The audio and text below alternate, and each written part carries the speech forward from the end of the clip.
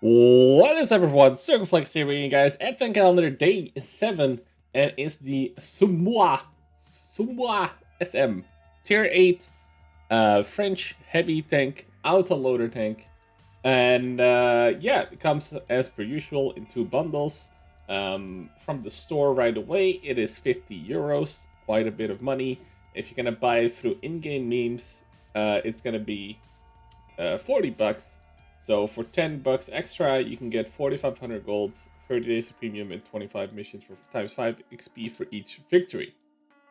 And the 4,500 gold is about 17 bucks. So if you really need premium days and gold, as per usual, go with the bundle, I guess. And if you have a lot of gold laying around, just buy it in game. All right, so the smaller SM, is it worth it? Kind of, in my opinion. So we all know the tier 8 matchmaking currently is not very good. But it is a fairly good tank. It has the same advantages that the Lorraine has, but it is a lot slower and gets a little bit of armor for it. And it also, and this is something people seem to forget quite a bit, is that this tank, compared to the Lorraine, has pretty much the same gun, but this thing has an extra shot per clip, and it has the same reload as a Lorraine. So this means your DPM is quite a bit higher, and your potential for clipping other people is now 1500 damage, because it's 300 damage a shot times 5. Quick maths, right? So you can clip any tier 8 and below if you get good rolls, which is very, very gnarly because you still have the 232 base pen of AP and 263 APCR pen. Don't even bother loading HE in this because you will never ever use it. So just don't. In terms of crew training, it is really good because it is the exact same as the 5100 and the 50B and all that, all the autoloaders. Now keep in mind that before tier 8 in the tech tree, they are single shots, so you will miss like a loader.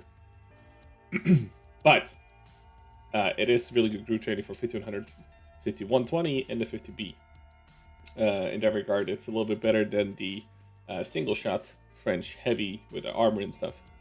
So the tank itself, actually pretty nice. It has a really comfy 10 degrees of gun depression. It still goes relatively okay-ish in top speed terms. And part of the way, it is pretty damn atrocious though. And yeah, in terms of armor, it does have some, like it has like 200 in this, and then the turret is a bit weaker all in all. But once you go hold down and use all your gun depression, your upper hull is actually pretty good, but your turret, and especially the cupola on top, is still really, really weak. So it doesn't really have armor that you can really count on, but at least you won't get HE screwed, and you will still get the occasional bounces. And if you're lucky enough to fight some tier 6 and 7s, some of those will actually somewhat reliably bounce you, like the light tanks and the mediums. And even, you know, if you're finding like the good old D25T, the 175 pen 122 mil gun of the Russians, you can actually bounce that on your front pretty damn reliably because you always have almost over 200. So that's pretty neat. But we all know you're going to mostly face tier 9s and 10s, and then your armor doesn't really matter. But then your gun still does, and your clip potential is really nice. You can play a support role pretty well in this. However, I personally don't think that's a really enjoyable playstyle. The other disadvantage is that it only has 370 base view range, which means you need all the tricks up your sleeve to get full view range. And if you remove the food here, we're just about at full view range because we've learned that with really good crew skills into Brazen Arms, Recon, and Situational Awareness with optics and even vents, we get to maximum view range here. So you need a really good crew. Otherwise, you need to start running food to make up for your view range, but that's pretty poor. 370 is pretty low. So keep that in mind. So can I really recommend this? Current habitat of the tier 8? It's a yes and no. Like, I personally don't really like slower heavies, even if they are as good as this one is. I do think this is just better than the 5100. It might be slower, but the reload is so nice. Like 33 seconds for 5 shots of 300 damage is just really, really, really good. And you will have some really good games in this. Does it make a lot of money? Actually, yes, it does, because you're going to use a lot of this AP and not so much the APCR, because 232 is more than enough for the tanks you're going to meet for the most part. And for side shots and stuff, it's absolutely fine. So yeah, it does make a decent chunk of money. Keep in mind that running food though is going to cost you 20k a game or 10k if you buy it at a discount. So is it worth it? Only really if you are interested in playing like a second line support tank kind of thing. You're not really a bully that much because of the matchmaking. If the matchmaking changes and you actually see your own tier a lot and maybe some more tier 7s, then I do think this tank is kind of worth it because this trades really well against almost everything that doesn't have a bazooka of a gun, like a Rheinmetall with the big gun or something. Because and the later the game gets, as is the case with all the autoloaders, your tank just gets so much better. Because if you are still healthy and they are not, you can take a hit, you can even take a 390 hit, and just pummel them with 5 shots with 232 pen. With 1000 velocity, by the way, which is very nice.